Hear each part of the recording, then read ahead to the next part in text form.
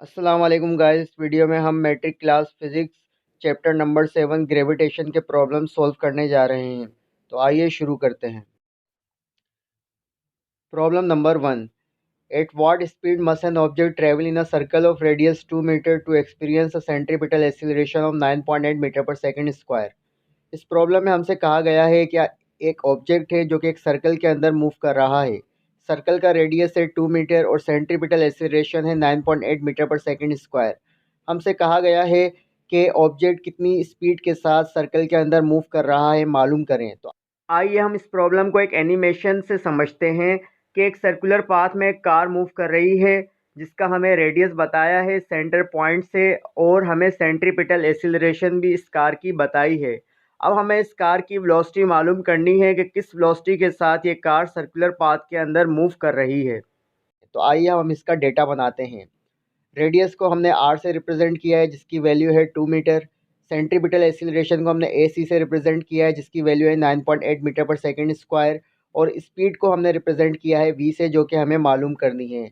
आइए अब हम इसका सॉल्यूशन देखते हैं। जैसा कि हमें पता है कि सेंट्रीपिटल एक्सीलरेशन को मालूम करने का फार्मूला है A C is equal to V square divide by R. हमें वेलोसिटी मालूम करनी है तो आर राइट हैंड साइड पर डिवाइड कर रहा है, लेफ्ट हैंड साइड पर जाके मल्टीप्लाई करेगा तो वी स्क्वायर का फार्मूला बन जाएगा A C multiply by R.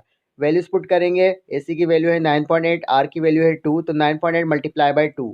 तो जैसा कि हमारे पास हमें वी की वैल्यू मालूम करनी है तो स्क्वायर को ख़त्म करने के लिए दोनों तरफ रेडिकल लेंगे।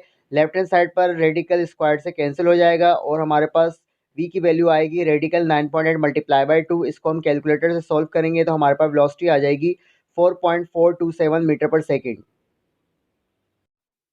Problem number 2। A car goes round a curve at 20 metre per second. The radius of curvature is 50 metre. Calculate the centripetal acceleration of the car. इस प्रॉब्लम में हमसे कहा गया है कि एक कार है जो कि मूव कर रही है एक सर्कुलर पाथ में 20 मीटर पर सेकेंड की वेलोसिटी के साथ। रेडियस ऑफ कर्वेचर 50 मीटर है और हमें सेंट्रीपिटल एक्सीलरेशन कार की मालूम करनी है। आइए हम इसका डेटा बनाते हैं। वेलोसिटी को हमने यहाँ पर 20 मीटर पर सेकंड की वैल्यू असाइन की है। रेडियस हमारे पास 50 मीटर है और सेंट्रीपिटल एक्सीलरेशन मालूम करनी है। जैसा कि हमें पता है कि सेंट्रीपिटल एक्सीलरेशन का फार्मूला होता है A C is equal to V square divide by R. तो आइए अब हम वैल्यूज़ पुट करते हैं। A C is equal to V की वैल्यू 20 है, 20 का स्क्वायर करेंगे डिवाइड बाई 50। 20 का स्क्वायर होगा 400 डिवाइड बाई 50, तो हमारे पास सेंट्रीपिटल एक्सीलरेशन आ जाएगी 8 मीटर पर second square. Problem number 3. A car of mass 1500 kg moving in a circular track of radius 20 meter at a constant speed 20 meter per second. Find the centripetal force for this purpose. इस problem में हमसे कहा गया है कि एक car है जिसका मास है 1500 kg और वो एक सर्कुलर पाथ में मूव कर रही है जिसका रेडियस 20 मीटर है और कांस्टेंट स्पीड है कार की 20 मीटर पर सेकंड। हमें सेंट्रीपिटल फोर्स मालूम करनी है। आइए इस प्रॉब्लम को हम एक एनिमेशन से समझते हैं। जैसा कि हमें इस प्रॉब्लम में कार का मास बताया है और हमें रेडियस भी बताया है, वेलोसिटी भी बताई है। अब हमें सेंट्रीपिटल फोर्स मालूम करनी है जो कि हमेशा लगती है towards the centre of circle. तो आइए अब हम इसका डेटा बनाते हैं। मास को हमने m से रिप्रेजेंट किया है जिसकी वैल्यू है 1500 kg।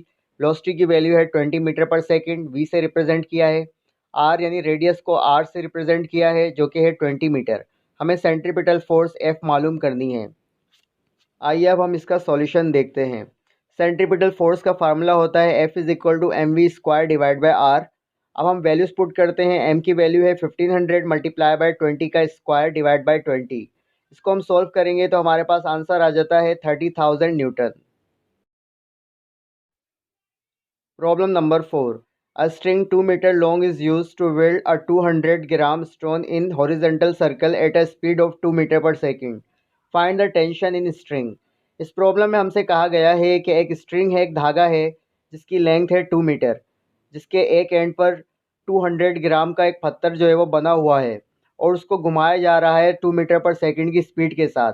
अब हमसे पूछ रहा है कि भाई टेंशन बताओ स्ट्रिंग में कितनी है। प्रॉब्लम को एनिमेशन से समझते हैं कि एक स्ट्रिंग है जिसकी लेंथ 2 मीटर है और उसके साथ एक पत्थर 200 ग्राम का हमने बांधा है और हमें टेंशन इन स्ट्रिंग मालूम करनी है। तो आइए हम इसका डेटा बनाते हैं। मास की वैल्यू है यहाँ पर 200 ग्राम। जैसा कि ये हमारा सीजीएस सिस्टम में 200 ग्राम वैल्यू दी हुई है तो हम इसको कन्वर्ट करेंगे एम के सिस्टम में। तो 200 को डिवाइड करेंगे 1000 से तो हमारे पास मास आ जाएगा केजी में, जो कि है 0.2 केजी। वेलोसिटी की वैल्यू 2 मीटर पर सेकंड है, रेडियस 2 मीटर है, टेंशन हमें मालूम करनी है। आइए अब हम इसका सॉल्यूशन देखते हैं। टेंशन मालूम करने के लिए हम फार्मूला यूज़ करेंगे mv² डिवाइड बाई आर। अब हम वैल्यूज़ पुट करते हैं। t is equal to 0.2 multiply by 2 का स्क्वायर डिवाइड बाई 2। 0.2 मल्टीप्लाई होगा 4 से, डिवाइड बाई 2 करेंगे तो हमारे पास टेंशन आ जाएगी 0.4 newton. Problem number 5, compute the gravitational force of attraction between two bodies of masses 50 kg and 40 kg respectively 1 metre apart from each other. इस problem में हमसे कहा गया है कि हमें ग्रेविटेशनल फोर्स मालूम करनी है दो बॉयज़ के दरमियान जिनके मासेस हैं 50 kg एंड 40 kg, और दो बॉयज़ के दरमियान जो डिस्टेंस है वो 1 मीटर है। प्रॉब्लम को सॉल्व करने के लिए हम law of universal gravitation use करेंगे। आइए अब हम इसका डेटा बनाते हैं।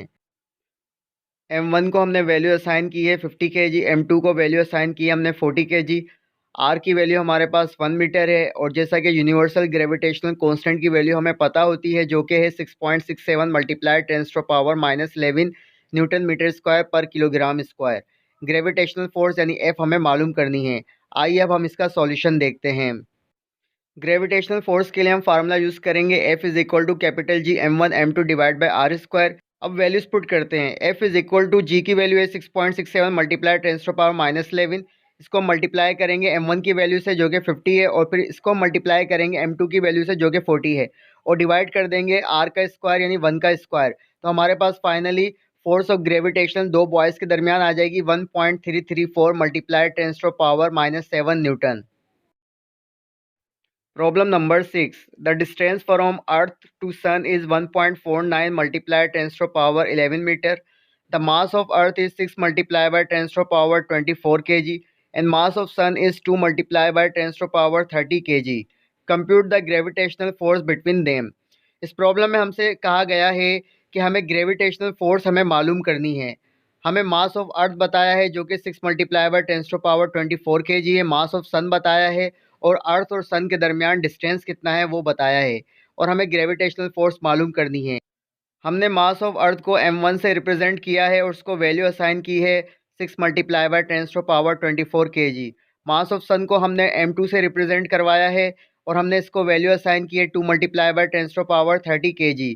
और रेडियस को हमने r से रिप्रेजेंट करवाया है जिसको हमने वैल्यू असाइन की है 1.49 मल्टीप्लाई 10 टू पावर 11 मीटर। जैसा कि हमें पता है कि यूनिवर्सल ग्रेविटेशनल कांस्टेंट की वैल्यू फिक्स्ड होती है जो कि हमने ली है 6.67 multiply 10 to power -11 newton metre square पर किलोग्राम स्क्वायर, और हमें ग्रेविटेशनल फोर्स मालूम करनी है। आइए अब हम इसका सॉल्यूशन देखते हैं। ग्रेविटेशनल फोर्स का फार्मूला है F is equal to capital G m1 m2 divide by R square. Values put करते हैं। F is equal to capital G की वैल्यू है 6.67 मल्टीप्लाई 10 टू पावर -11, m1 की वैल्यू है 6 multiply by 10 to power 24 multiply by m2 की value है 2 multiply by 10 to power 30 divide by r की value 1.49 multiply 10 to power 11 का whole square. इसको हम सॉल्व करेंगे तो हमारे पास ग्रेविटेशनल फोर्स आ जाएगी अर्थ और सन के दरमियान जो कि है 3.6 multiply 10 to power 22 newton. Problem number 7. Compute the force of gravitation between the small and large sphere of Cavendish balance if m is equal to 1 gram and capital M is equal to 300 gram and r is equal to 5 centimeter. इस problem में हमसे कहा गया है कि हमें gravitational force मालूम करनी है कि स्मॉल और लार्ज स्फीयर के दरमियान। स्मॉल स्फीयर की वैल्यू हमें बताइए 1 ग्राम और लार्ज स्फीयर की वैल्यू हमें बताइए 300 ग्राम, और दोनों के दरमियान रेडियस हमें बताया है 5 सेंटीमीटर। आइए अब हम इसका डेटा बनाते हैं। एम की वैल्यू यहाँ पर है 1 ग्राम, कैपिटल एम की वैल्यू है 300 ग्राम, रेडियस है 5 सेंटीमीटर। क्योंकि ये सारी की सारी वैल्यूज़ हमें सीजीएस सिस्टम में गिवन है, इसलिए हम ग्रेविटेशनल कांस्टेंट की वैल्यू भी सीजीएस सिस्टम में लेंगे जो कि है 6.67 multiply 10 to power -8 dyne centimetre square पर ग्राम स्क्वायर। हमें ग्रेविटेशनल फोर्स मालूम करनी है। आइए अब हम इसका सॉल्यूशन देखते हैं। ग्रेविटेशनल फोर्स मालूम करने का फार्मूला यहाँ पर है हमारे पास F is equal to capital G small m capital M divide by R square. Values put करते हैं। F is equal to 6.67 multiply 10 to power -8 multiply by 1 multiply by 300 divide by 5 का स्क्वायर। फाइनली हमारे पास F की value आ जाएगी 8 multiply by 10 to power -7 dyne. Problem number 8. Two balls of 40 kg and 20 kg masses attract each other with a force of 3.33 multiplied 10 to power -7 Newton. Find the distance between the masses if the value of G is 6.67 multiply 10⁻⁻11 newton metre square पर kilogram square. आइए अब हम इसका data बनाते हैं। m1 की value है हमारे पास 40 kg, m2 की वैल्यू है 20 kg, f की वैल्यू है 3.33 मल्टीप्लाई 10⁻⁻7 न्यूटन, कैपिटल G की वैल्यू हमारे पास है 6.67 मल्टीप्लाई 10⁻⁻11 न्यूटन मीटर स्क्वायर पर किलोग्राम स्क्वायर। डिस्टेंस यानी हमें r मालूम करना है। आइए अब हम इसका सॉल्यूशन देखते हैं। जैसा कि हमें पता है कि ग्रेविटेशनल फोर्स को मालूम करने का फार्मूला है F is equal to capital G m1 m2 divide by R square. लेकिन यहाँ पर हमें R मालूम करना है, तो R राइट हैंड साइड पर डिवाइड कर रहा है, लेफ्ट हैंड साइड पर जाके मल्टीप्लाई करेगा, और लेफ्ट हैंड साइड से F मल्टीप्लाई कर रहा है, नीचे आके राइट हैंड साइड पर डिवाइड करेगा, तो आर स्क्वायर का फार्मूला हमारे पास बन जाएगा R square is equal to capital G m1 m2 divide by F। Values put करते हैं। R square is equal to 6.67 multiply 10⁻⁻11 multiply by 40 multiply by 20 divide by 3.33 multiply 10⁻⁻7। जैसा कि हमें आर की वैल्यू मालूम करनी है, तो दोनों तरफ रेडिकल लेंगे, तो लेफ्ट हैंड साइड पर स्क्वायर से रेडिकल कैंसिल हो जाएगा, और राइट हैंड साइड पर हम सॉल्व करने के बाद हमारे पास रेडिकल में जो वैल्यू आएगी वो है 0.16। 0.16 का रेडियस हमारे पास आ जाएगा 0.4 न्यूटन। गाइस, ये छोटा सा एक आपका होमवर्क है, ये आपको खुद से सॉल्व करना है। मैंने आंसर भी जो है वो आखिरी में लिख दिए हैं।